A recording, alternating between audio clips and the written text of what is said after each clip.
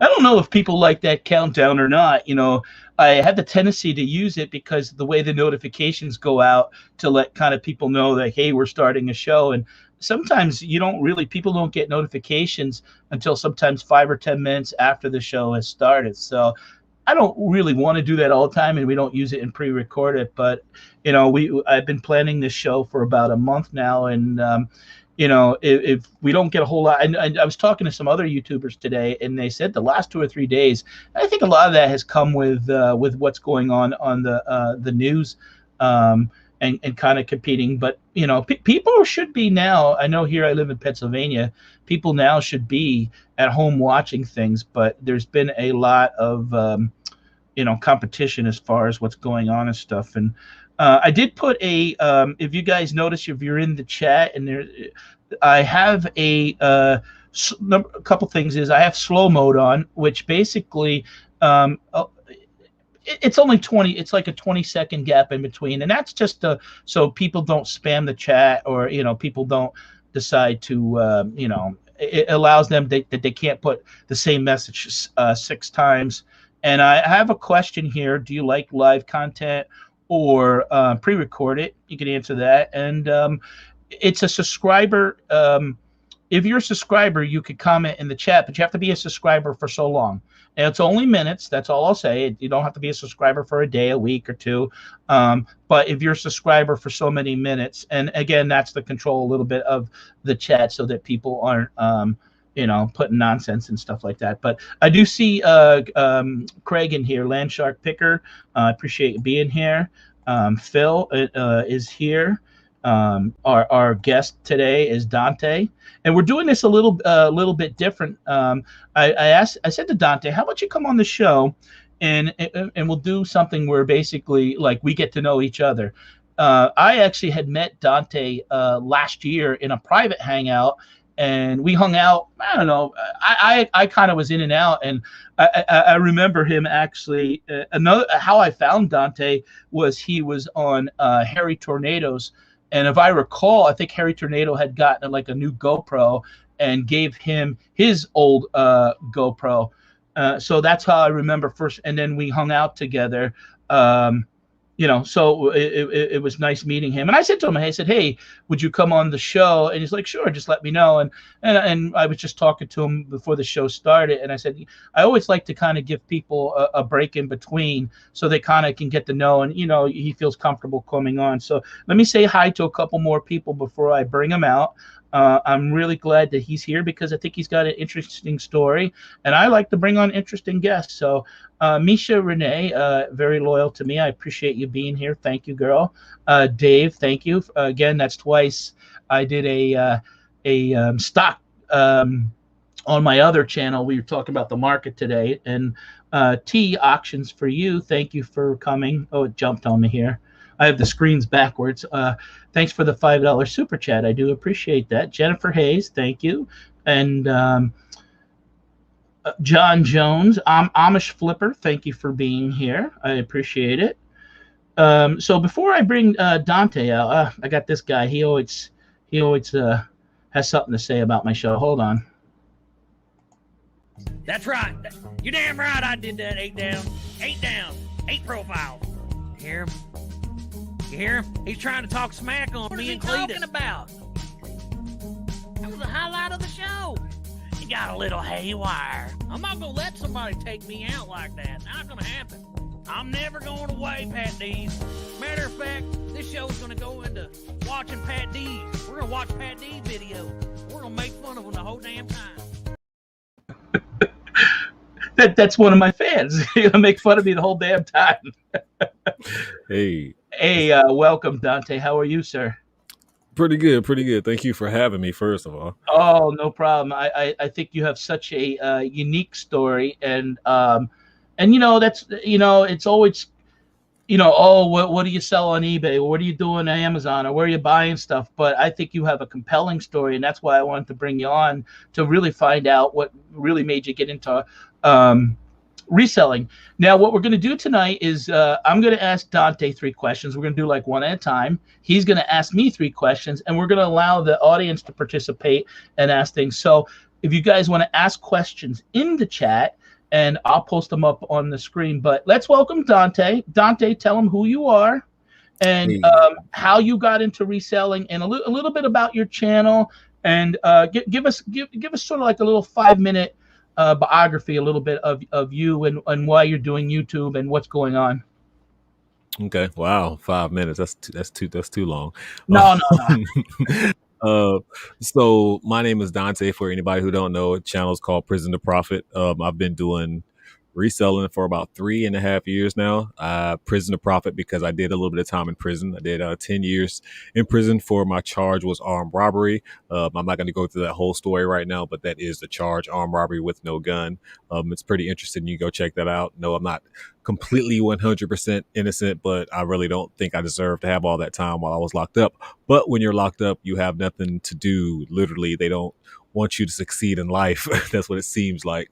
So you just have to try to do that on your own. So while I was locked up, I just read a bunch of books and learned about financial freedom and just ways to make that plan happen on the way of coming home. And then when I did come home, I took the steps to become a reseller after about 1.5 years of just having a regular job, being a server, taking steps, becoming a manager after that. Discovering YouTube, days off, you watch YouTube, and then random people just pop on YouTube who do unboxing videos about things that they find, and then reselling videos. One person in particular, this dude named LeVar Aviance, I used to watch his videos all the time. And he was an Amazon seller predominantly. And it was just amazing to me how a dude can go into Goodwill and go find an item for $3 and turn that into like hundreds of dollars at times. So I was like, man, if this guy can do it, man, there's no way that I can't do it. So I ended up taking like around $30 and trying to get my feet wet, turning that $30 into like thousands of dollars, and have been doing it ever since. I took that full time once the global thingy started going around and everybody had to pretty much quit their job. Wait a minute, what's that global thingy? I was gonna say the global bastard. You can't say that what it was on. Yeah, no, you can. Oh, okay. There's some misconceptions. Like I think when you say COVID, it just basically underneath puts that you can click on like Wikipedia, but everybody wants to tell you what you can and can't do. You're all good here. Yeah. I brought you on. I want you to share your story, and I think it's so inspirational about people going through life's challenges and what you did, and I know a little bit of the story, and then to come out with such a positive attitude and wanting to better yourself, and that's exactly why I brought you here tonight. Yeah, appreciate that. Because who's this? Real quick, who's this pretty lady that $1.99? Yeah, for Dontae. She could have said yeah for Dontae and Patdees. That is my baby. That is Katie Reese, fellow YouTuber. Go subscribe to Katie Reese. Yeah, I know who she is, but I'm teasing her. But I see more people have come in. Real quick. I always like to say hello to everybody because they're obviously without viewers, they're important too. So, and if you need a take a breath there and get a drink, don't be afraid to. So, hey, Ellen Thomas, thank you for stopping. Little Mama Stalker, hey, honey. Little Mama Stalker is Liz. Her and Alex have a big YouTube. I think they're at like 90-some thousand. They're in California, and I actually got to hang out with them, and we went to Jeebus's wedding together in Virginia last year. Yeah, so we've become friends, and that they have actually been a big plus to YouTube.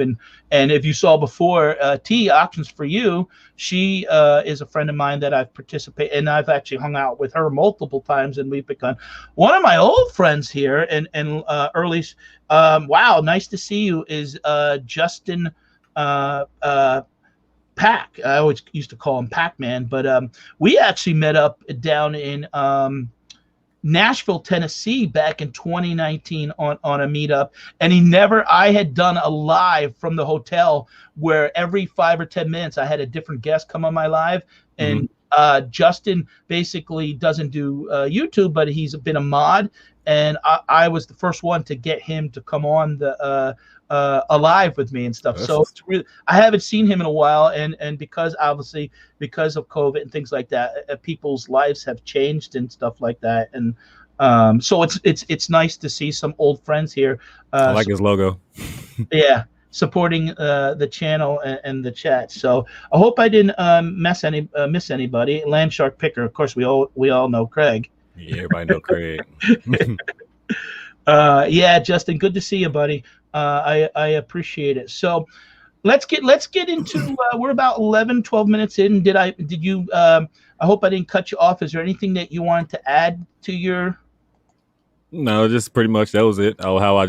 That's how I became a reseller, just watching just other YouTubers, resellers, and just had the motivation to do it myself, Right. Now, again, if anybody wants to ask questions in the chat, please highlight. Do you want to ask the first question, or you want me to ask the first question?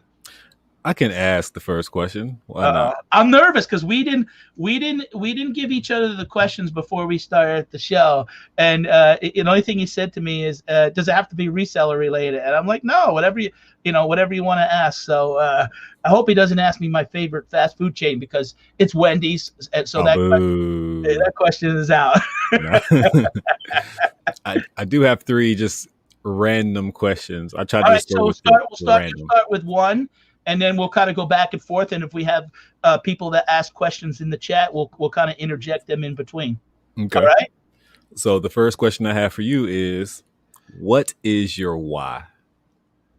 Why I do this? Yes. No. Like what is your why for life? What is your why? Like what motivates you? The motivator, the key motivator, the why you get up in the morning, the why you hustle as hard as you do, the why, all of it. Well, for me, it's been to be a better husband, better father than what I grew up with my dad. So to take care of my family. When I was growing up, I didn't have a good family life, and we struggled. My mom and dad split when I was 12 years old, and unfortunately, because of their demons, we were always seemed like a second thought, and I always want to be better than that. And I became a young father, and every day I'm grateful to get up. And my why, I guess, has been really just, and I always to be a better father and better husband than what my dad set as an example. Okay.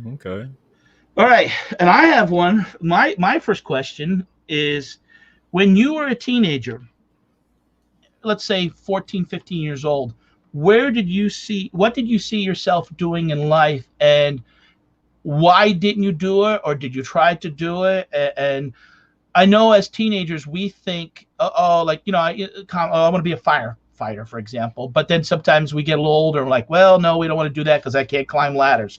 So that is the question I have for you. Wow. It's sad. 14, 15, I really didn't have goals. I didn't know what I wanted.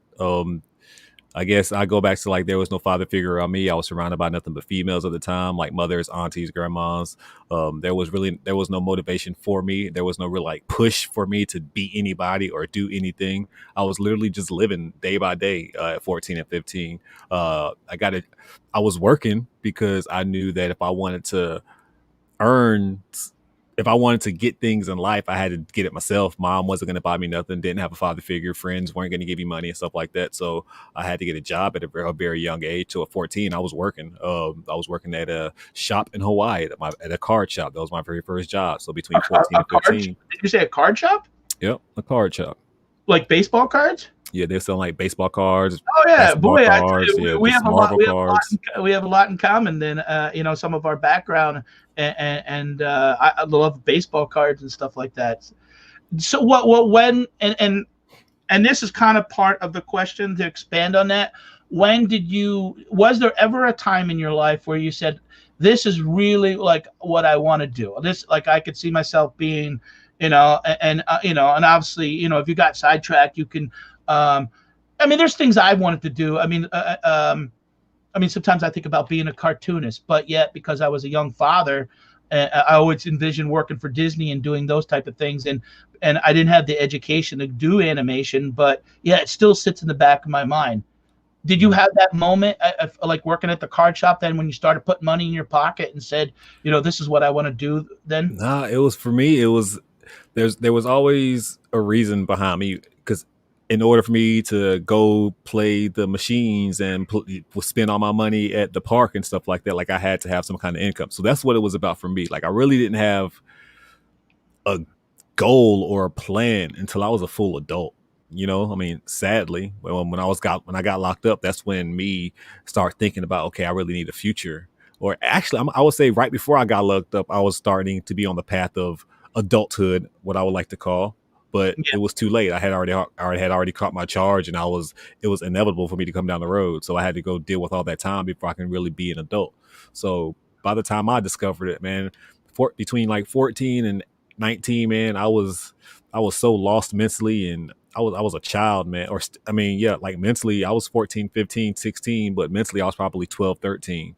Right. You know, even like now I'm 38 years old, but mentally I'm probably like 27. Like I felt like I've always been behind mentally, and I don't know why, but it was the reality of it at the time. You know, it was just, I didn't have no ambition or no dreams. I mean, I believe there was nobody like pushing me to have any goals, or I was just existing.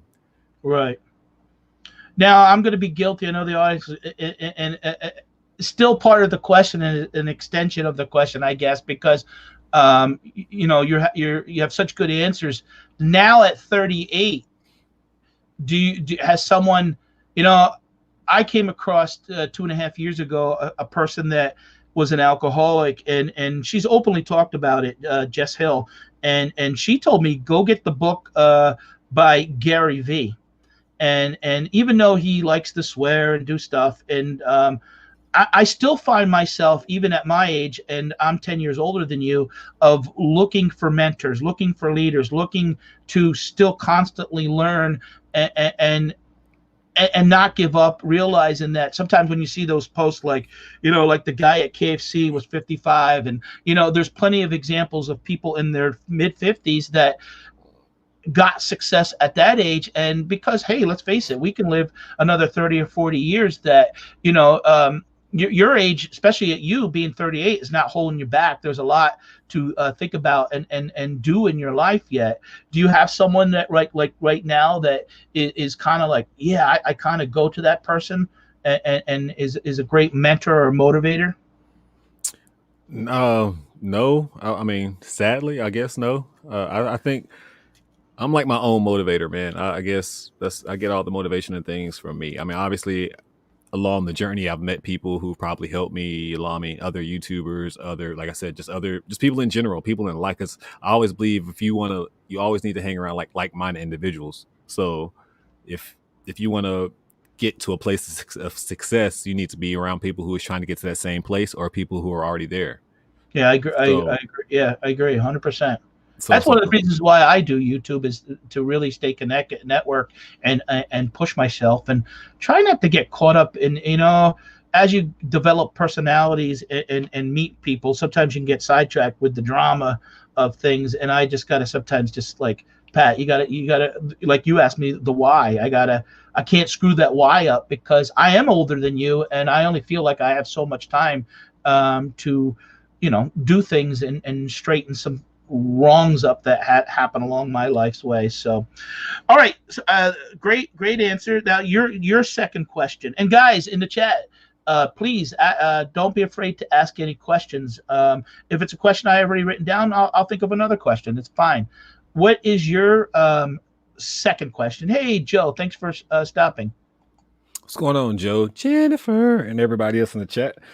Second question would be, what is the hardest thing that you've had to overcome? I don't know if you know my story at all, but about 4.5 years ago, I found out I had cancer. And boy, you know, when you're in your 40s and you get cancer, and of the rare cancer that I had is only 1% that affects men, and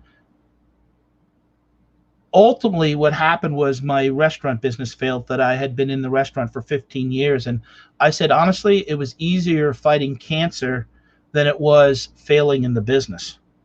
Wow. And I had you know, because with cancer, they said, okay, you're going to have surgery. Okay. You're going to have radiation. You're going to rest. You're going to do this. You're going to take pills. You're going to do that. That was easy because, I could do that. What I couldn't overcome was the failure. I couldn't fix the restaurant. And it was a big kick in the pants to lose $500,000 and walk away knowing that I'm still owe the government about $100,000.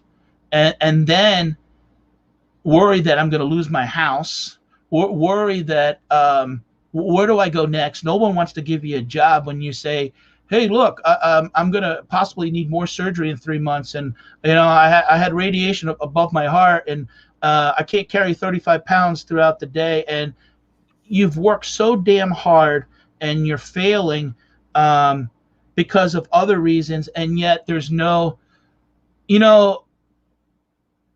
I kind of, what people went through with COVID the last year, and there was a lot of bailout money.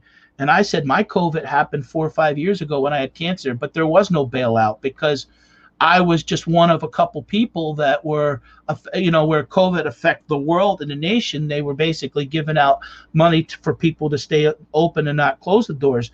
That handout wasn't available to me.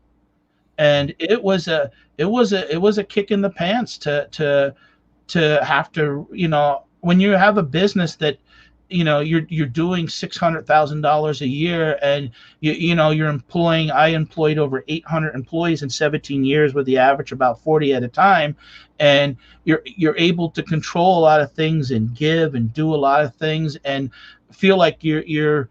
But I had to walk away, and this is why YouTube and reselling became so important to. And I wanted to share my story on YouTube and with people, because I wanted to be that guy that could reset and bounce back from it.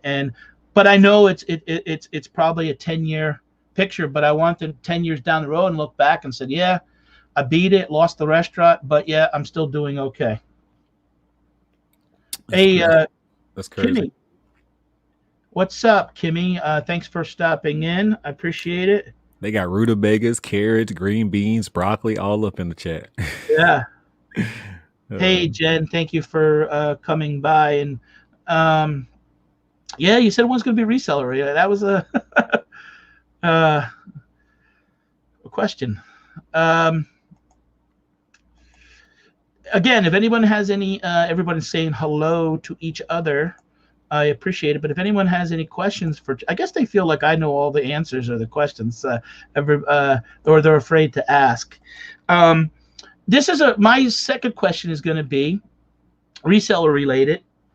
What are you selling, or what niche? What do you like to sell, and what has been where's that something that, man, I'm going to sell this because there's a lot. I've done so great with it, and I've made money with it. And I like reselling these items. Oh, man. Would you believe me if I say there's nothing that there's nothing that comes to mind when people ask me that question, like, what is your favorite thing to sell? What's your favorite niche? Like, I always struggle coming up with an answer, because for me, I keep my mind open to anything and everything. I mean, I'm never stuck in a niche. I don't know, board games, I guess, if I had to say something. Like, I'm always looking for board games, video game. I don't know. And why is that? Like, give us an example of that. Like, wow, you hit a home run. I'm going to give you and again, this is us sitting at a table chatting and trying to learn from each other. I'll give you an example. And little Mama Stalker was here. I'm not sure if she's still here. And, everybody sometimes say, oh, when you watch these auctions, they're just stuff that people don't want to sell on eBay. But sometimes people have so much. I bought a baseball from Little Mama Stalker for $125 a couple months ago. It was a Joe DiMaggio. Now, I love sports. Remember we talked about the baseball cards? I sold that ball for $475 within half an hour of receiving that. Wow. Yeah.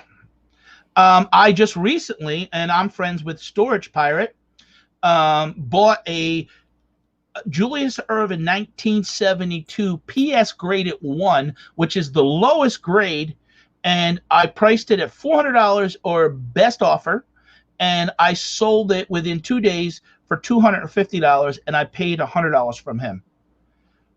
So I have the tendency myself to lean towards those type of things. And here's Katie.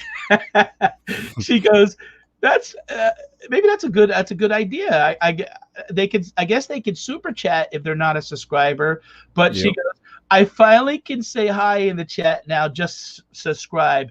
Yeah, I have it set up that basically you have to be a subscriber for 20 minutes to come in the chat, and I do that to kind of avoid a little bit of nonsense. I've seen some people go live and people come from the outside community and just kind of ruin it for everybody else. And I want people to subscribe. At the end of the day, it doesn't cost nothing to subscribe. And Dontae's channel is in the description below. Check out his channel. Dontae, you have a lot of you have a lot of subscribers, don't you? A little bit.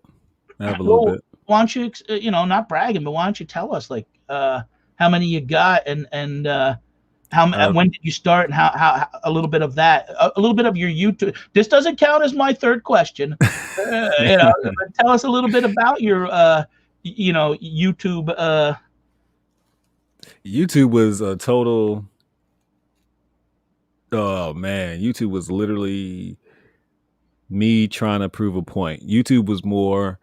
I started a YouTube channel because I was doing what I'm telling you about, going finding items at Goodwill and reselling them, and people were just thinking I'm crazy. I wanted to document myself doing it because somebody, again, the guy I followed, he was doing this, and I'm in the mindset of like, I understand why there's so many YouTube channels, because everybody don't relate to everybody, but somebody can relate to somebody at the same time. So I know that everybody won't relate to me, but there are some people who will, and some people will relate to me more than they'll relate to the guy that I was watching. So I just started putting out videos. It's like, hey, somebody can follow me, hopefully, and they can understand, they can quit their job and do what I do. So that turned into me realizing like, okay, YouTube, I mean, I wasn't thinking about it making money. So I did YouTube videos. I started YouTube 2 years ago. I think I did like 6 or 7 videos, YouTube videos, maybe more, maybe like 10 YouTube videos. Then I stopped for like 6 or 7 months. And then once COVID happened, and then once COVID happened, I think I started doing YouTube again because I was bored again. So I started doing YouTube. That's when I met pretty much the community after that. I think when I came back to YouTube, my channel had like 300 subscribers, I think, maybe somewhere around there. And 6 months later, I had 1,000, met Harry Tornado, and the story goes from there, and I've really been blessed in this YouTube thing. Like, I'm not gonna lie, like I watch numbers now being a YouTuber, I mean, I watch a lot of people's numbers and I compare and contrast. There's people who shoot way past me and there's people that I go past, and it's a blessing that all the people that I've gotten to meet along this journey, like I'm probably the only YouTuber who can honestly say that Harry Tornado, Tesla Picker, Cincinnati Picker, Kevin from Commonwealth Picker, like I've not only just chilled with these people, like we've made videos together, we've gone out, hung out, like I've spent time with these are like actual friends now. Right. So for me, like this YouTube journey is just so crazy. Katie Reeds, I met her through YouTube. Like if it wasn't for YouTube, I wouldn't have known my girlfriend. So it's like YouTube is just so much more than just like the number of subscribers. I am almost at like 9K though. Or am I at 9K? Or almost at 10? I know I'm almost at 10K, 9K, somewhere around there. And it's crazy because I would have never known or even believed this time last year I'd be at 1,000. Like my goal was 1,000 subscribers by 2022 or 2021, and that goal got shattered. So now we're talking about almost being at 10K. That is completely bonkers. Thank you so much, Jennifer. But that's just to me, that's completely just mind blowing, man. Well, I don't want to put no pressure on you, and maybe I'm going to embarrass you a little bit, but I typically, when I meet up with YouTubers, I do film weddings. for YouTube purposes. I did do the Genius wedding. So, if you say, Pat, you come, but you have to film, I'm like, no problem. I'll be there. Hey, I'm the type of person who will remember this conversation, and when it's time, I was like, hey, Pat, remember what you said? Now I Not need a you. problem. My name is Patdees. Patrick is my name, and I've been, I kind of put and I did that a little bit of advice, and one of the things is the traveling picker is because I travel and pick like American pickers, and that's why I kind of been, doing that. So we do got a couple questions. Misha, I don't know if you know Misha. She's from Oh yeah, Texas. Misha. Oh yeah. Sweetheart. And did we already talk about SC, South Carolina? I don't know what is there a team in South Carolina, or what? Explain what that means. Did we already talk about SC? Are we talking about the convention, South Carolina? Are we talking about my convention possibly? If not, I'm having a convention in South Carolina, October the 13th. It's gonna be like 100. Well, actually, 80 something people. Tickets are actually more than halfway to being sold out now. So yeah. Oh, why don't you get into the hey, if there's people in here that are close and want to it's funny because Misha had asked me, and I said, no, honestly, I didn't know nothing about it, and I've been a little bit standoffish about meeting people in public lately, just because sometimes I'm not as chatty as people may think. And I said, but honestly, I don't even know what you're talking about. And so why don't you share a little bit about the details, what's going on? Are you one of the organizers, or, is this going to be a buffet? Is this a 2-day thing? Is this going to be, you guys going to go to flea market? Why don't you dwell a little bit more into that, hey, maybe people want to come and meet up, and that never have met up before, or don't realize that, there's a connection locally, that if people get in their car for 2 hours, 4 hours, that they can meet some great fellow YouTubers or resellers. Yeah, of course. Definitely don't mind. What's up, Roman? I see you in the chat. He'll be there actually too. So what it is going to be something that's called the Prison to Profit Convention. It's pretty much what we will call, I will piggyback off the reseller rally, just because the name's a little bit more common and maybe you've heard about that. So just envision reseller rally in your mind. And then that's what is going to be my version of, although I had this plan before I even knew what a reseller rally was, but since everybody knows what a reseller rally is, that's what I'm talking about it. But anyway, so my convention is going to be a 2-part convention. Right now, I'm talking to this breakfast company. I'm trying to have a meeting together. I'm trying to see. Anyways, the convention is going to be at a place called Spare Time. It's going to be a place where we get to bowl. They have like escape rooms and a bunch of just random games and stuff. It's going to be a place where we can get drink and just have a good time, just laid back. I rented a room out, so we're all going to be there. We're going to eat. Food will be provided for free and all that. And then once that event's over with, we're going to go to this other place. It's going to be a bin store. It's called Palmetto Deals Bin Store, and I rented out a bin store. And in that bin store, there will be regular products. If you want to buy, you can buy on your own. But there will also be like $1,000 with cash and prizes in the bins that people can actually go through. And if they see a Prison to Profit sticker on an item, they can actually take that home for free. And there will be actually like envelopes of cash in the bins up to like $1,000. If they find those envelopes, they can take those home for free. And how many people is there a max? In other words, so for the convention, for the full convention, it's gonna, I think it's like 85 people can come to the full convention. Okay. Then the bins part by itself, you can purchase tickets just for the bins part, and around 160, 70 people can fit in that building. So about 150 people can come to that part. But I prefer everybody comes to the full convention, obviously. But again, the bin part is only $15. What's going to happen is the $15 that you decide to give me, I'm going to put in the bins, to be completely honest. But the full convention, that's the all day. So the full convention will be the first half, the food, the dinner. Then we all go to the bins. The first 25 people who purchase their tickets will have a special little thing in the for them. And then everybody will go to the bin place. And then, like I said, everybody will go in. Everybody do what they want to. I told people they can film what they want to. They don't have to film. It doesn't even matter. Go in there, just have fun in the bin store. After that, everybody leave. Hopefully we can get somewhere and go together and everybody just have a good time just to finish off the night. I want it to be an all day thing. Like I said, I would like to start off somewhere, breakfast in the morning, and then we move from there to the actual convention. And that's when we'll have like the food and just the bowling and all that stuff. I'll ramble and talk for about a good 30 minutes, just to give people some news that's going to happen in the future as well. And then from there, like I said, we'll go to the bin store, give out some prizes in the bins, go in there and just have a good time for about 2 or 3 hours. And then from there, everybody can go do what they want to do. I do plan on having some kind of bar or something that we can all go to as well in the local area and just have a good time. And then I know some people are coming for like a few days. Some people are coming for like the week, but the actual convention is on a Wednesday. It's just going to be like a full day thing. And then from there, obviously I'll be in town all week. So if people want to get up and we can go thrifting together. How do they inquire about these tickets or get a hold of you if they want to come to this? So tickets can be found on Eventbrite. If you come to my YouTube channel, Prison to Profit, and one of my latest videos, I think in the link in the description, I have. Am I a moderator? Can I drop my link in the description? I can pull up the. I can pull up the link. Write something in the chat, and what I'll do is I'll give you a because, like I said, I don't go live much, so I haven't had the ability to give you. Write something in the chat, and I'll give you a wrench. This way, you can drop a link. Yeah, and then this will give you way more details than what I was just spewing. There you go. Well, so there you go.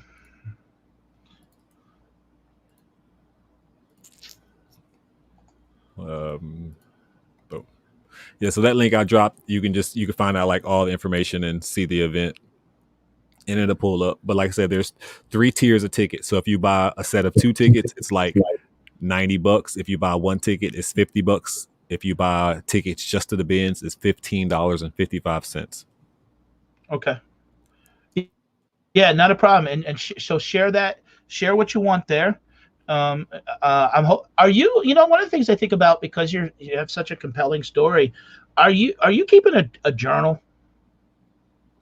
I used to write in a journal when I was locked up, but I don't anymore.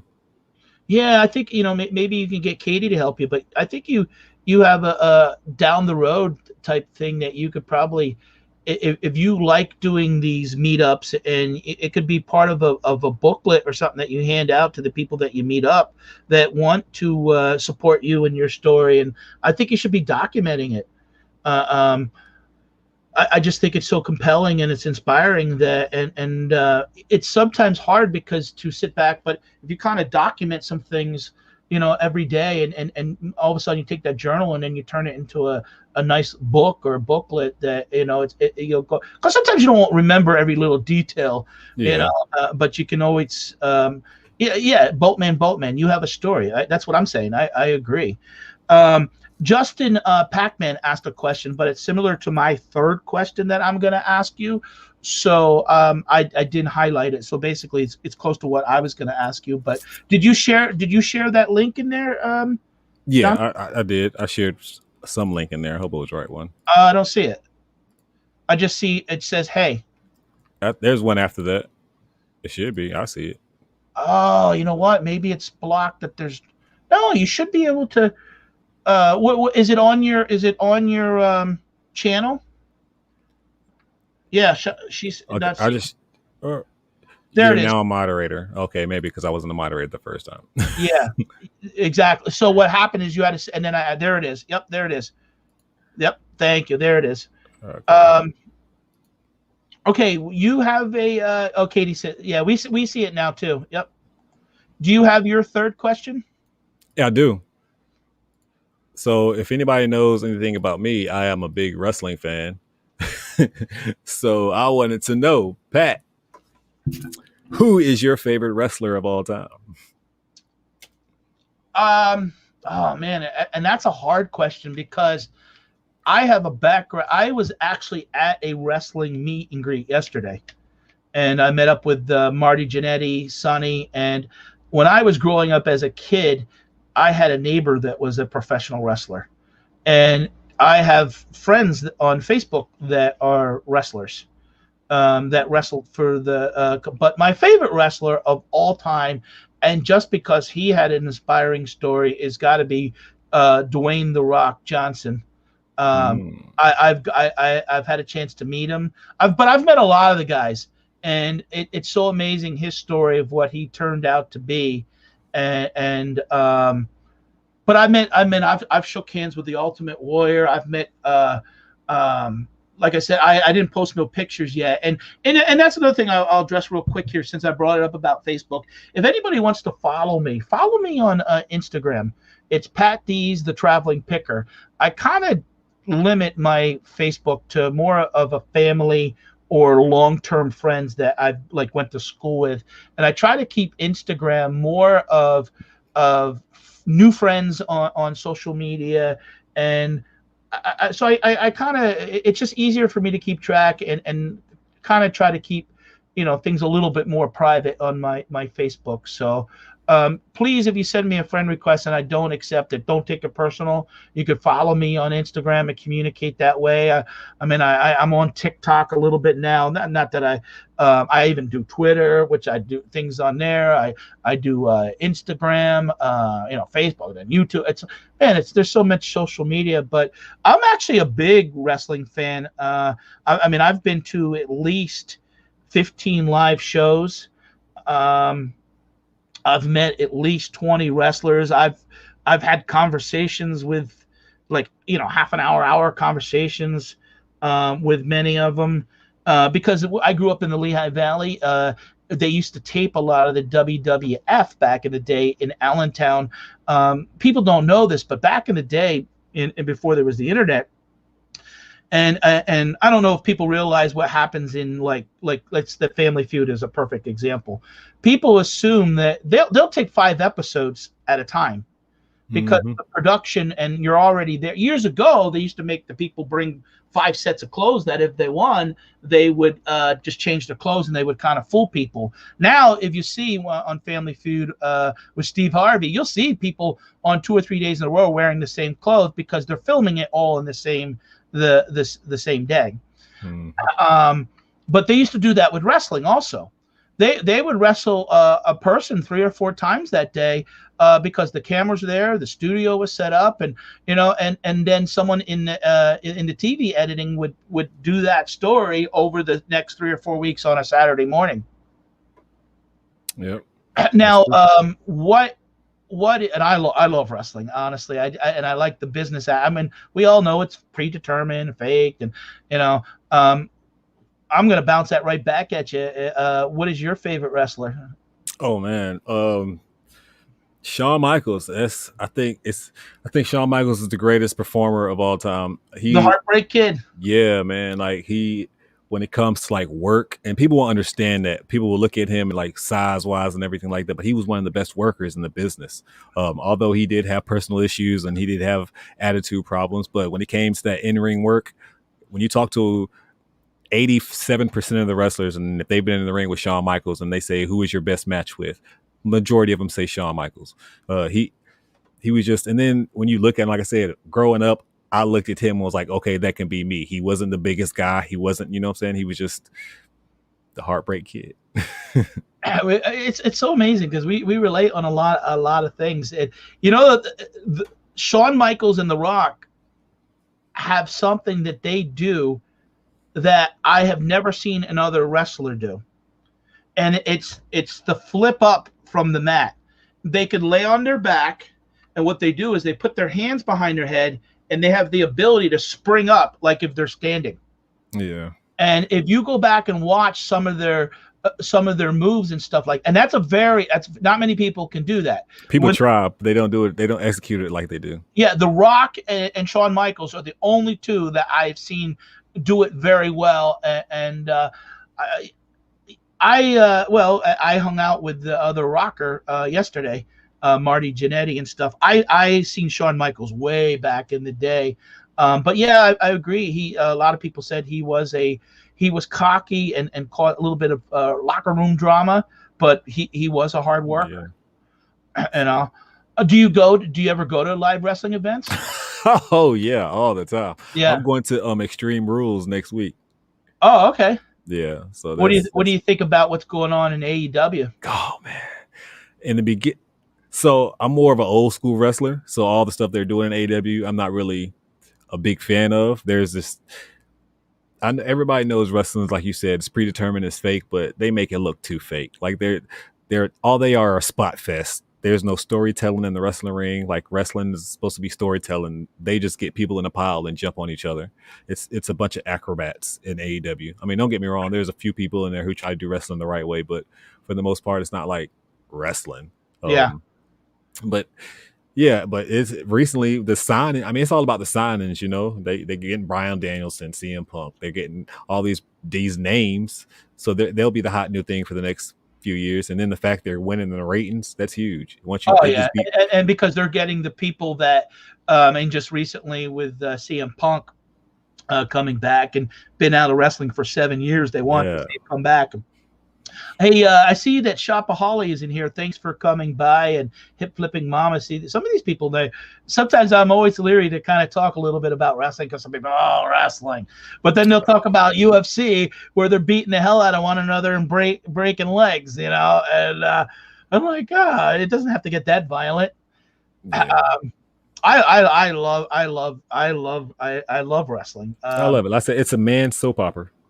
Yeah, I just love, and as I got to know the business more and what people went through and the behind the scenes of it, I related. I've actually want to do a special on my channel of really how wrestling changed me as a teenager.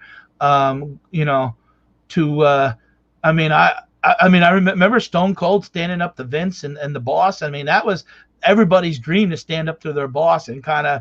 And back then, people didn't realize that Vince was in on it, that he was, willing to be part of the show for ratings and stuff like that. But that's funny you said that. I thought about the same thing, like doing a story about how much wrestling impacted my life when I was a child. Like that's what wrestling has a big part of me, and it's like a big part of the story of my life that people don't even know. Like why I go so much and why I'm always consumed with wrestling now.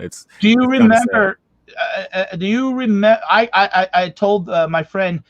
Used to go by the name of DC Mad Dog Drake, and he actually wrestled Sergeant Slaughter and Mick Foley.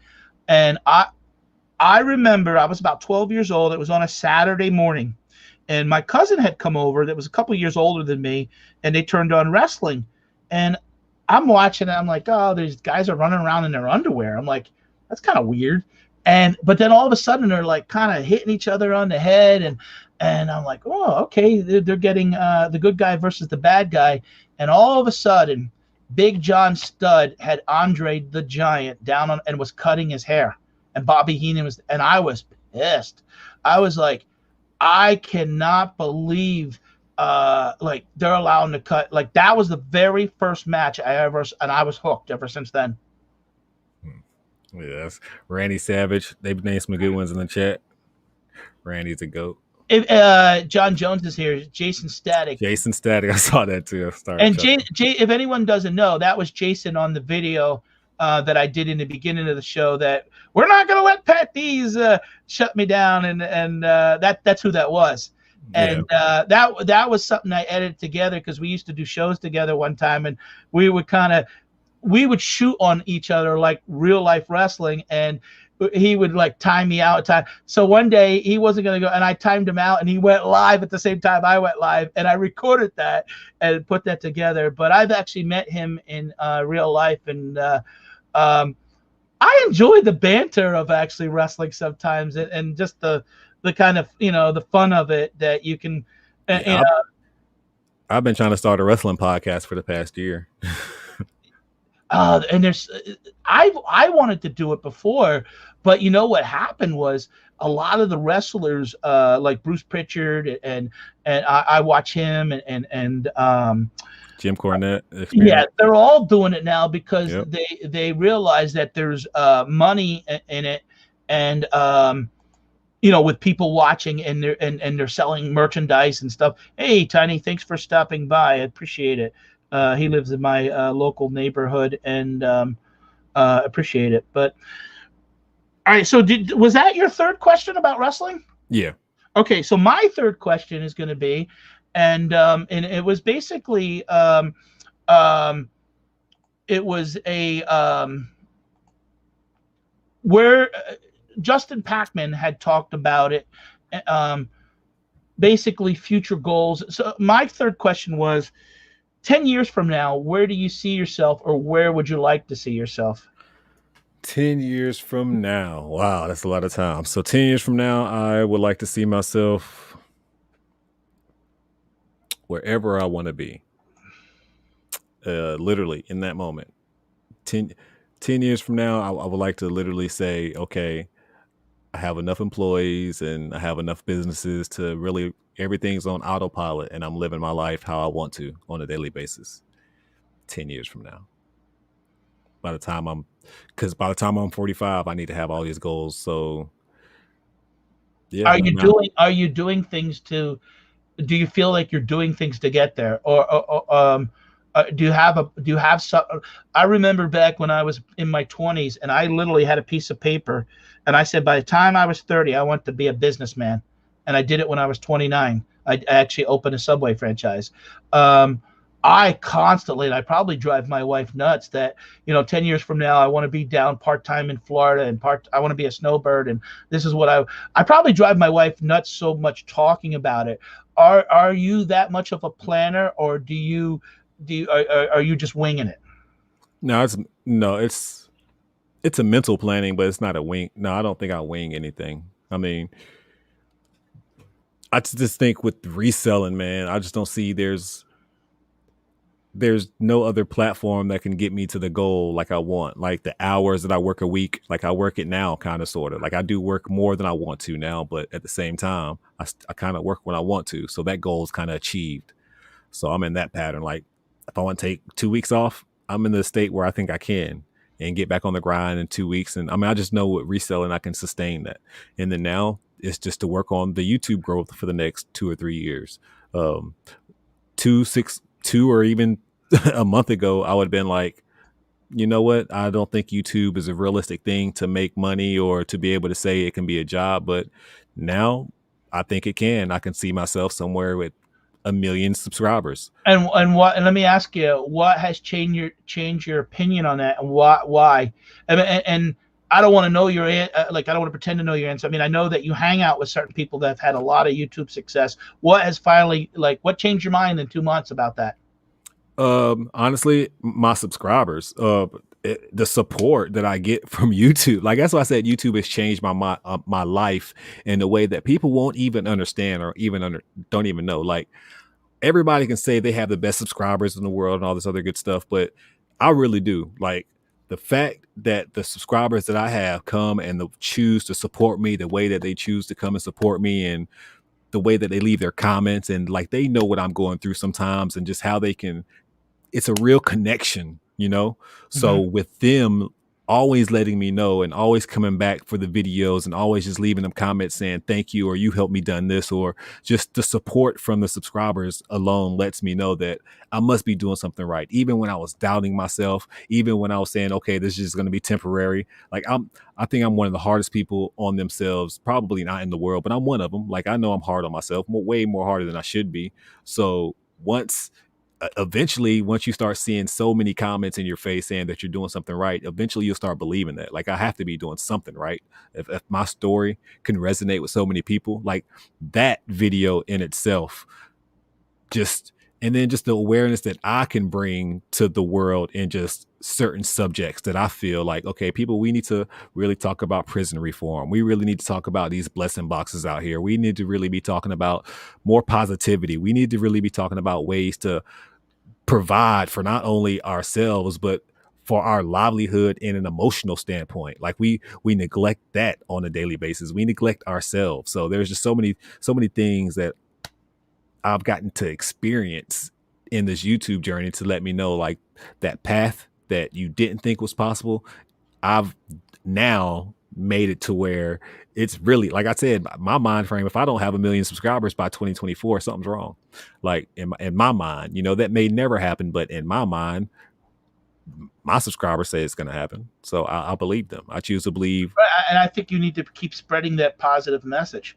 And that's why I wanted to ask you about, do you have a plan? And you're talking about some stuff that's not even reseller related, motivating people and about, prison reform and things like that. And so you do have other things that you want to do outside of the reselling community. And I think that's good. I see people that are successful in doing reselling, and in a way, I always feel, even doing reselling, I don't want to just buy myself a job. I want to have the opportunity that, and that's why I think YouTube is so important, to have this platform to reach out and connect with other people. That I want to do things in real estate, and honestly, when you get to be a certain position, money wise, and have that steady growth and income, you can do a lot more other things. It's nice to go away for 2 weeks and have money coming in and not have to worry about it. Here's a question T has. So Dontae, I'm really curious about prison reform. What is your idea? Oh, that's an open-ended question. There's so many different ways of prison reform to buy. Like, I would like to start from behind the walls first. I'm not behind the wall. Yeah, really. I would like to stop from getting people to go to prison and have more like realistic sentences. But prison reform, that list is too long to sit here and just talk about one subject. But I would like to talk about prison reform from the perspective of, like, when you're in prison, they really don't care if you come back or not. And when I say that, it's like there are no true programs for you to be able to learn and want to stay away from prison, or it's a revolving door for a reason. They have it like that for a reason. So if you live in a community that you're more susceptible to go to prison, once you go to prison, like, you don't have a better chance, because when you get out, you're probably gonna go right back to that same community. And in those communities, we don't have a lot of people who are spreading the right education about financial freedom and about the ways that we can utilize the drugs that we out there teaching how to flip. If we can just turn that into these goods and services that we can go out here and flip, I think prison reform could start from there. So if I can enter the prisons and go in there and be like, yo, this is my story, guys, for the past 7 years. And obviously this will be 10, 20 years from now. For the past 7 to 15 years, I went home, got on my feet. I started with $30, guys. And I didn't have to go home, sling drugs, rob nobody, go out here, rape nobody. I didn't have to do anything crazy to make a positive living. And guess what, guys? I didn't have a father either. I know what it's like. I know what you think about on a nightly basis, how you feel sorry for yourself, how you feel like nobody really cares about you. Like, that prison reform is so much more than just laws. Obviously I want to get laws changed. Like, I went to prison for 10 years and I didn't even have a gun. Again, I'm not saying I'm completely innocent. Did I deserve to do some time? Probably. But was 10 years of my life the right thing to happen to me? I guarantee if you took a poll, 99% of Americans would say it was wrong. There's just a lot of reform ways in that way too. Again, prison reform is just, that's a topic that's just too much. And he just put me on the spot. So I feel like I'm trying to take so many different ideas out of my head and speak upon them. But there's too many topics when it comes to prison reform. No, and I like what you're saying, because too, it doesn't even have to be, to me, what you're talking about, being a reseller is working for yourself, as being an entrepreneur. There could be people in the system that, and man, I see it now with places. I can't find help. This contractor won't call me back.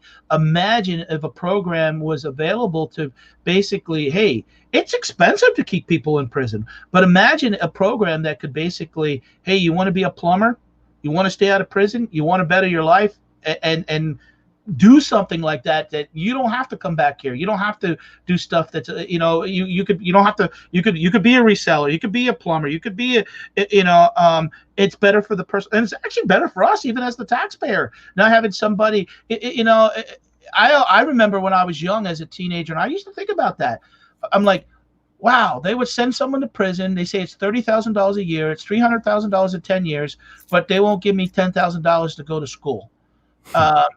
The math never made sense. Now, I didn't have people in my life to say, hey, Pat, we can get that $10,000 for you because you're low income and this. I didn't have those mentors.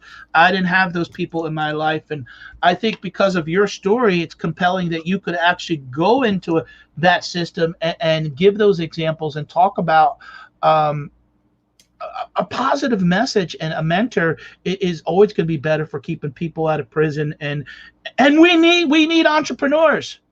We do. Yeah, we do.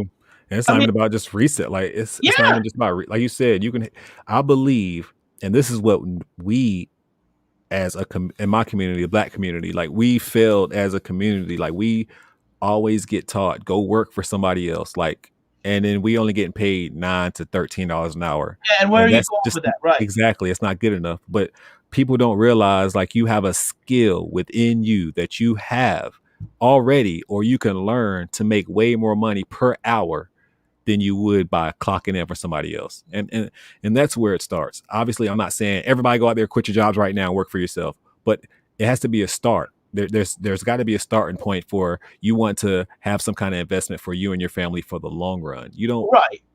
To not just get by, to get, I love watching, and I watch Shaquille O'Neal, and he, obviously we all know who he is, a basketball player, but there's a guy, and that's what I even talk about in the reselling community, is being smart with your money, setting up. You know how many resellers I've talked to that don't have an IRA, 401k, but yet they're paying more taxes than they should. They don't invest in real estate, and there you get. If you listen to guys like Shaquille O'Neal, or they've made more wealth from outside investments and businesses. He owns Papa John's. He had I just recently heard a story where a lady was chastising him for how much they were charging for shoes. And he, my teenage son can't afford $150 for shoes. He called up the company and said, "Hey, we're not going to do this no more. I don't care about the money." He went to Walmart and he sold something like now 400 million pairs of sneakers through Walmart, like $25, and he's successful outside of. And there's so much, those people that grow that wealth and get that big are so. It's not just about narrow-minded; it's about doing other things. And yes, he goes in, and he can walk in, and I'd love to do. I mean, if I ever had any YouTube success, I would love to walk into at Christmas time and be like, okay, you're here for your layaway, and pay like $20,000 of people's layaway off, and do things like that, and be like, wow, that's amazing. I don't need a boat. I don't need a $100,000 car. I love to do things like that in the future. Thanks. I do things like that now on a small scale, but man, if I ever got into a bigger, that I can do things that and inspire other people to have good hearts and give back. Those are the things like I want to do. So Dontae, I appreciate you coming on the show. We're actually past I said that we would do this for an hour. Do you have anything real quick that you want to say?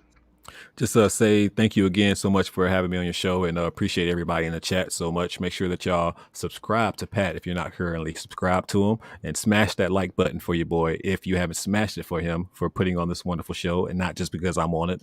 But just smash that like button and just keep showing all the support, guys. Y'all are appreciated in the community for whoever channels you watch. I'm not saying if you watch my channel, if you watch Pat's channel, whoever's channels if you're always in these lives, like y'all are appreciated more than you know.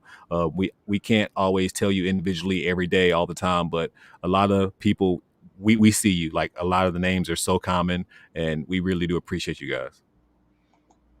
I want to thank everybody. I've really haven't been doing many lives, and I really, and maybe I overthink it, but I really want to I just don't want to do lives to hang out. Sometimes, honestly, I'm not chatty. I felt like this was like if I was meeting Dontae and I wanted to do a business with him and learn and network, this was that today, and introduce you guys. And I don't like to hang I don't like to gossip about people. I don't like drama, and I wanted to do this to. I'm going to probably try to do one of these a month again, but a lot of times I'm just doing pre-recorded content, and I do appreciate everyone that does support me.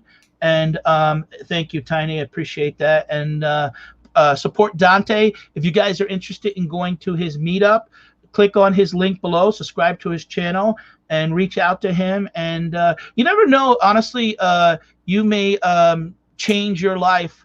And sometimes you just need that right person to be the perfect example or give you the push to take you to the next level. And I'm not just talking about reselling. I'm talking about life. So I appreciate everyone being here. You guys have a great night, and thank you again.